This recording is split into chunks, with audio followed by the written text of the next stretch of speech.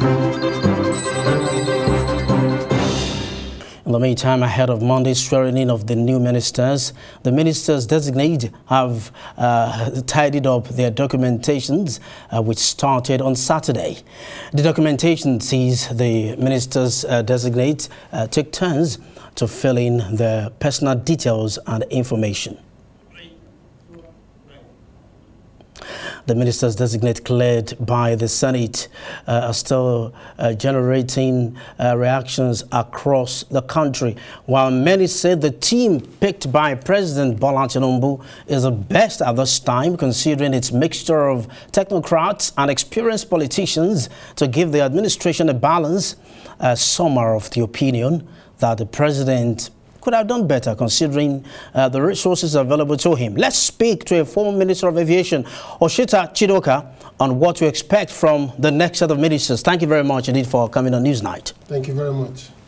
The ministers' appointments have generated concerns across board. Where do you stand? Do you think we have on board a team that can deliver the mandate of the president, or should we look for another to come?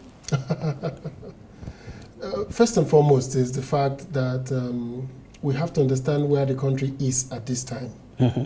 If you understand where the country is, then you can begin to think about what type of team you will play with. Mm-hmm. So if you are a football team and you are going to buy players, you have to think about what game you're interested in. Are you looking for the Premiership? Are you looking for the UEFA Cup? Mm-hmm. And what do you plan to gain? And how much resources do you have? So where we are now as a country is in dire straits. Mm-hmm. The country is in very serious problem. It is equivalent to where the country was in 1985 when General Babangida took over. We had balance of payment issues. We had no foreign exchange.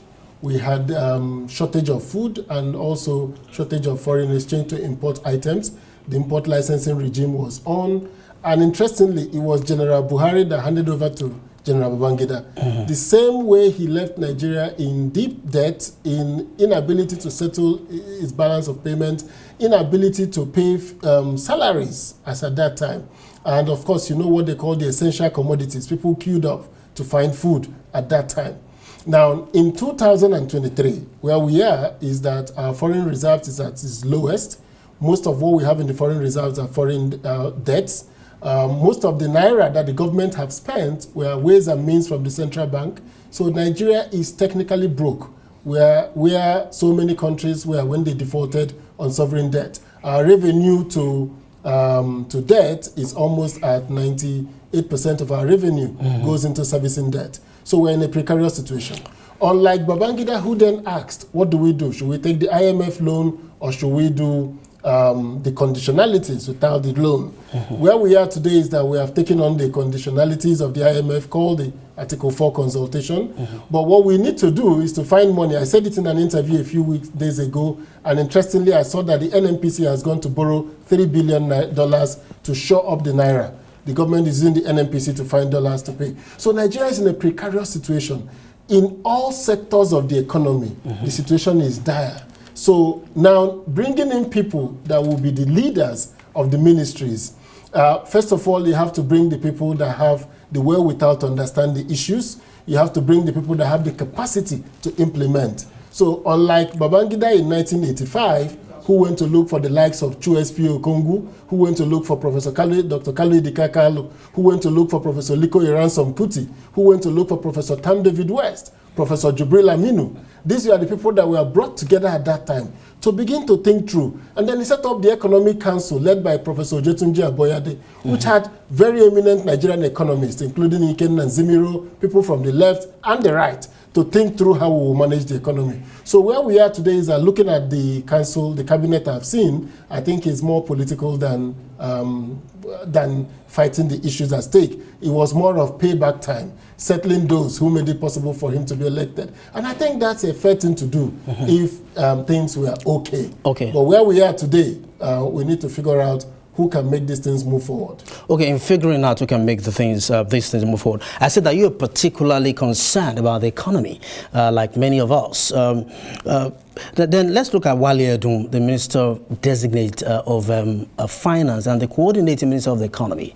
That's borrowing from what former President Goodluck Jonathan did with Ngozi Okonjo-Iweala. But how do you see him thinking of innovations to revitalize the economy that's taken a nosedive? Well, I don't know Olawale Edu in person, but I see his reputation as Commissioner for Finance in Lagos. Right. And I see that he went on to found a private company, a private investment bank, and he's done well with all that. But where we are in the Ministry of Finance today, and together with the Minister of Budget, who is a former governor, and I'm expecting that they will all be available to go to spring meetings in Washington, D.C. I'm expecting that the Minister of State Budget, the Minister of Budget and Minister of Finance should be able to talk to Washington and talk to our foreign partners.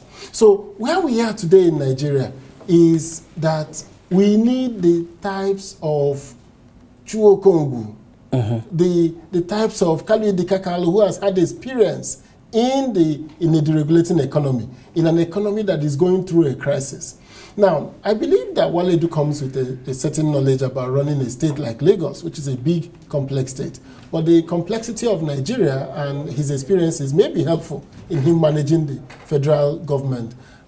So I will say that on that take, I'm going to give him the benefit of doubt that he comes with a certain, at least, background in public sector and haven't done well in the private sector. So he comes with some technocratic capabilities to do the work. If he puts together a good team, if he talks to the right people, I believe he will figure it out. But you know, the problem of Nigeria is beyond the economic issues that we're going to profile. Let me give you an example of what the problem is. Carry on, yeah. One of the key problems we have is a government that is now an action unto itself. That is to say, an end unto itself. So you find a situation where you have the budget of the Nigerian military, of the Nigerian defense industry, police, interior. You find the budget of most government agencies.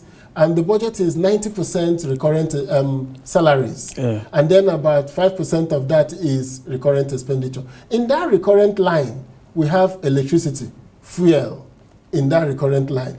But the government agencies today in Nigeria are the biggest debtors to the electricity companies, to the discos. The Nigerian military has not paid the discos. The Nigerian police does not pay the discos.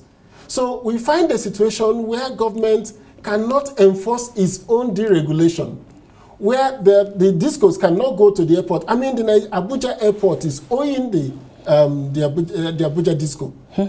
So you find a situation where that the fueling, if today there is an accident on the Kubwa Road, the FRSC team cannot go, the ambulance cannot go there because the budget was at the 165 naira fuel, and today fuel is at about 600 naira, 500 and something. So now they do not have the budget. They do not have the fuel to go from there. Same thing with the fire service. Same thing with the police. So every morning, the police officers that you see on the road with their vehicle, fuel that vehicle so that they can be able to, greet you, okay, how are you doing? And see what they can collect from you. If they do not collect, they can't buy fuel for the vehicles. So our problem is deep. And the depth of this problem means that we have to begin to unlock this one after the other. We have to take difficult decisions. It doesn't have to be decisions that politicians will just do and say, we can't paper it over again. Where the 8 years of Buhari has been a disastrous 8 years for Nigeria, that going from there forward needs very difficult decisions. And it needs all Nigerians to be on deck to be able to do that. Professor Abubakar Momo, now Minister Designate for the Ministry of Niger Delta.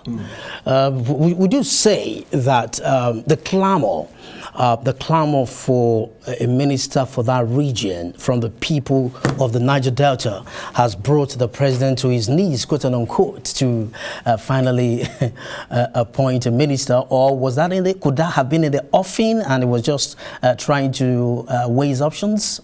No, that's the nature of the federal government. You see, when you are a state governor, one of the things I find interesting with state governors when they come to Abuja is they don't realize the depth of the forces at work in Abuja.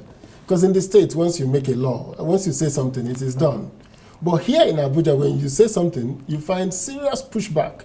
Then you find ethnic dimensions you didn't think about. Because when you are there making your laws in your state, probably even if it's multi-ethnic, one ethnic group is a dominant force in the state. So you can always manage them. People are poor, everybody could toast before you. But here, the federal government, so this is the first sign we are seeing that this government is going to find a pushback from the people of Nigeria across various ethnic groups. Now, the issue of the Ministry of Niger Delta, which was started by President Yaradua, Obasanjo started the NDDC. And it is still a question about, have we really achieved our goal with the Ministry of Niger Delta and with the NDDC? Again, this is the type of questioning that we desire at this time. We need to figure out why we are spending money and for what purpose. It is not job for the boys. I thought the president has thought through the idea to question if the Niger Delta Ministry and the Niger Delta Commission have not delivered value to the people of Niger Delta. Maybe we can figure out other ways of delivering that value. Maybe we can work with the state governments to say, on your line budgets, can you put down projects that will be funded by this money, this percentage coming from the federal government? Are we going to be able to think through another bureaucracy, whether that bureaucracy has become an obstruction to the goals, or whether indeed the NDDC and the Niger Delta Ministry is delivering value to the Niger Delta people? I'm shocked that he quickly made a U-turn on it, because I thought he was doing that thinking that will require us to say, where do we save money from and where do we focus our attention in delivering results? Because I think there needs to be a thorough review of whether the NDDC and the Ministry of Niger Delta is actually delivering value to the people of the Niger Delta. That's a $1 million question, whether the Ministry of Niger Delta is actually delivering value to the people of the Niger Delta. A big thank you to you, Osita Chidoka, former Minister of Aviation, for coming on Newsnight.